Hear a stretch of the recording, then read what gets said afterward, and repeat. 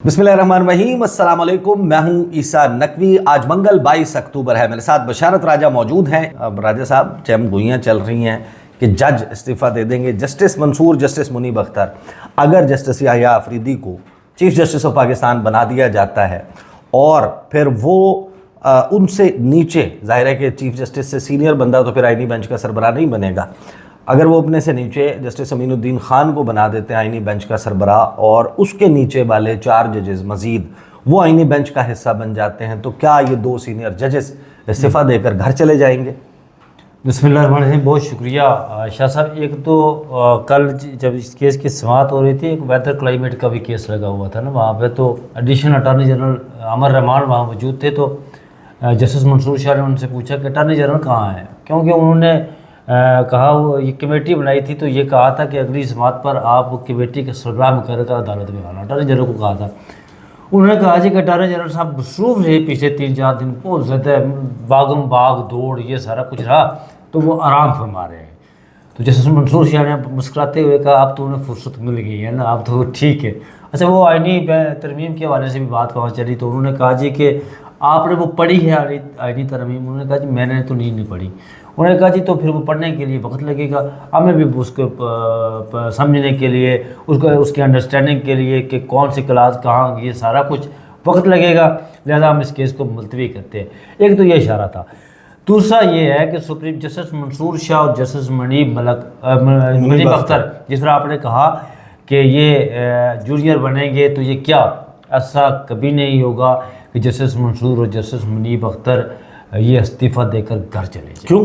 मैं बताता हूँ ना आपको शाह साहब। अच्छा, आपका दावा, यानी कि आपकी पेशगोई जो है, आप इनके तमाम तकरीबन केसेस सुनते हैं, जाकर सामने आप अदालत में मौजूद होते हैं, आप राइटिंग पैड लेकर नोट्स ले रहे होते हैं, इनकी गुफ्तगू सुन रहे होते हैं, तो आपका अंदाज़ा इनकी जो ट्रैक रिकॉर्ड है उसको देखते हुए उन दावों से बरक्स है कि इस्तीफे हो रहे हैं? जब उनके ट्रैक रिकॉर्ड को देखते हुए अब मैं बताता हूँ आपको शाह साहब, वो ये है कि अगर इस्तीफा मैदान छोड़कर आप जाएंगे तो फिर मुकाबला किस तरह करेंगे ना।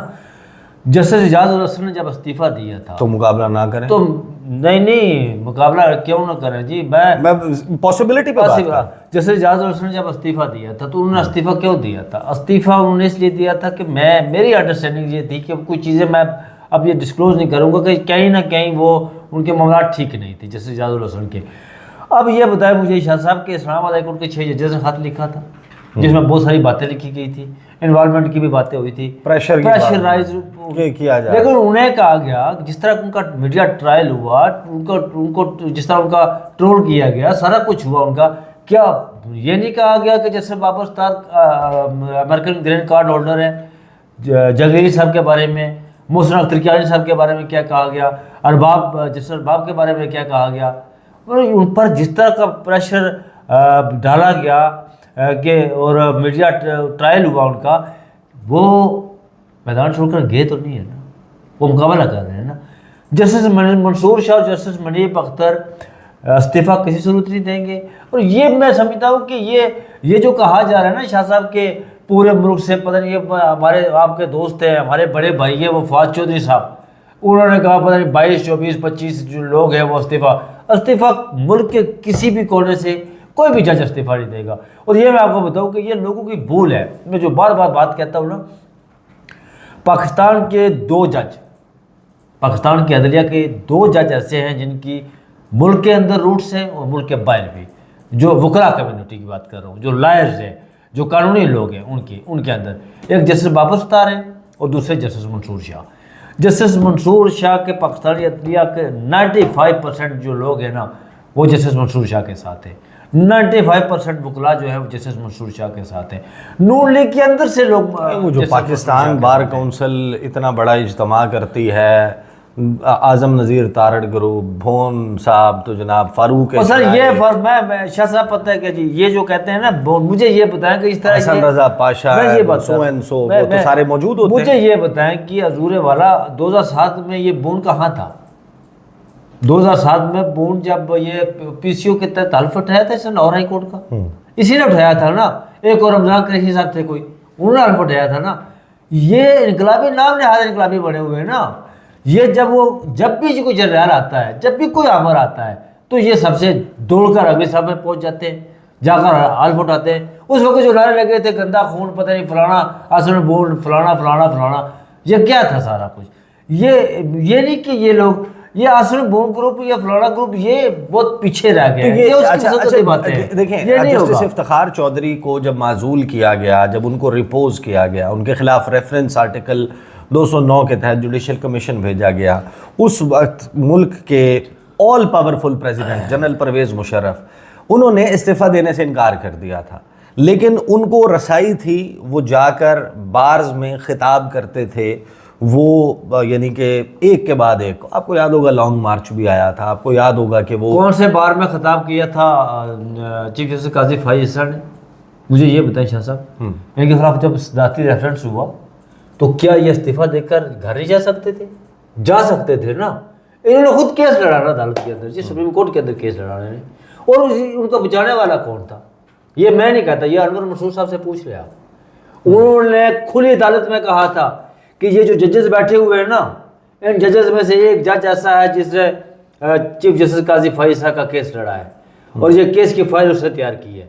वो जज कौन था? जस्टिस मंसूर शाह। क्या इस चीज़ की भी कोई पॉसिबिलिटी है कि justice Mansoor Ali Shah, justice Munib Akhtar, justice Ayesha, गुज़रे रोज कुछ देखिए, मामलात हुए, सुन लेना, कुछ आपका जस्टिस- सामना हुआ जस्टिस- जस्टिस मंसूर शाह का। मैं एक हाइपोथेटिकल, एक मफरूज़े पर मबनी सवाल कर रहा हूँ कि जस्टिस याह्या अफरीदी अगर चीफ जस्टिस ऑफ पाकिस्तान बन जाते हैं, क्या ये मुमकिन है कि हमारे सामने 5 नाम हैं जो नोन हैं कि ये चीफ जस्टिस हैं मुस्तकबिल के?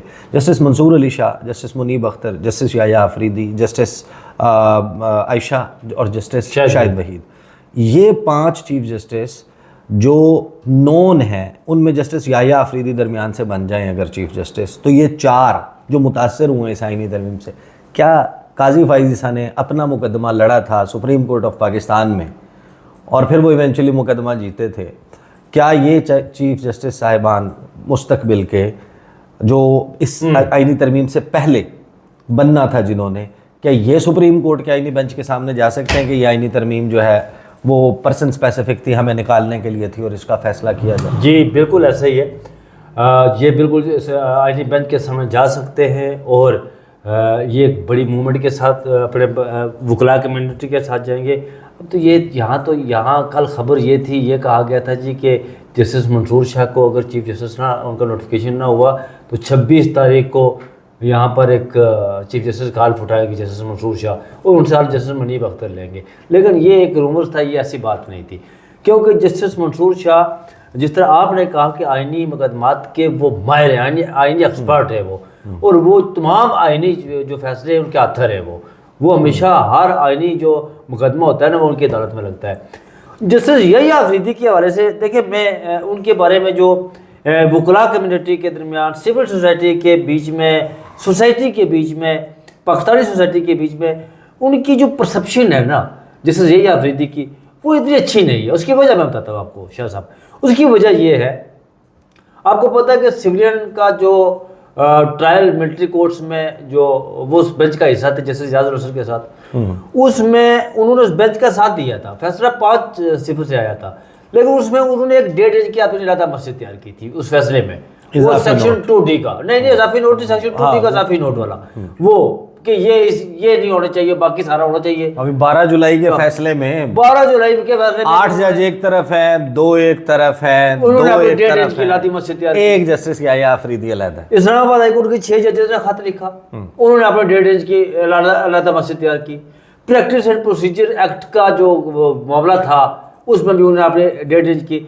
ये पाकिस्तानी सोसाइटी में, लायर कम्युनिटी में, और जितने भी लोग हैं ना सिविल सोसाइटी में, ये सिविल सोसाइटी में ये बात इनके हवाले से ये परसेप्शन है जी कि ये 1.5 इंच की अपनी मस्जिद अलग तैयार करते हैं। मुझे नहीं समझ कि ये इतनी जो 17-18 जजेस इनको साथ लेकर कैसे चलेंगे।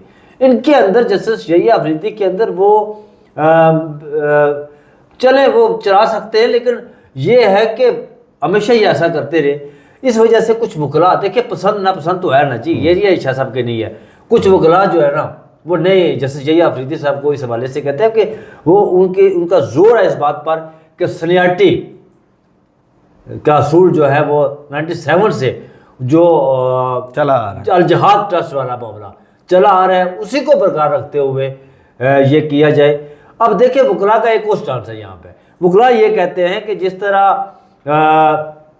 एक पैनल जाता है सिपहसालार के लिए जाता है ना, आपको जनरल बाजवा जब बड़े थे भाई, ये ज़बान सत्याम बात है ना, ये तो ये नहीं कि उनके ससुर वो सारा कुछ उन्होंने किया था। अब जजेस के हवाले से ये कहा जाता है कि इनका पैनल जाएगा, जो पहला दूसरे तीसरे नंबर पर जज होगा वो खुशनुदी करेगा हुकूमत के हक में फेवर में फैसले देने के लिए, उनके फेवर में फैसले देगा। वो ये करेगा जी कि दूर पार से कोई रिश्तेदार तलाश करेगा, वो चीफ प्राइम मिनिस्टर के पास भेजेगा, कुल्हार मिनिस्टर के पास भेजेगा, अपने वालिद को, दादा को, किसी को भेजेगा। ये तो फिर मामला इंसाफ वाला तो गया ना। लायर कम्युनिटी ये कह रही है और कह रही है कि ये नहीं होना चाहिए और नाम ये होने एक रस्सा कशी और एक पॉलिटिक्स जो है वो इंटरनल स्टार्ट हो जाएगी। बहरहाल जी बड़ा इंपॉर्टेंट वक्त है और बम्पी राइड जारी है। वो कहते हैं कि मरज़ बढ़ता गया जू दवा की, कि 26वीं आईनी तरमीम हो जाएगी तब स्टेबलाइज हो जाएगा, पहले था कि फ़लाँ चीज़ हो जाएगी।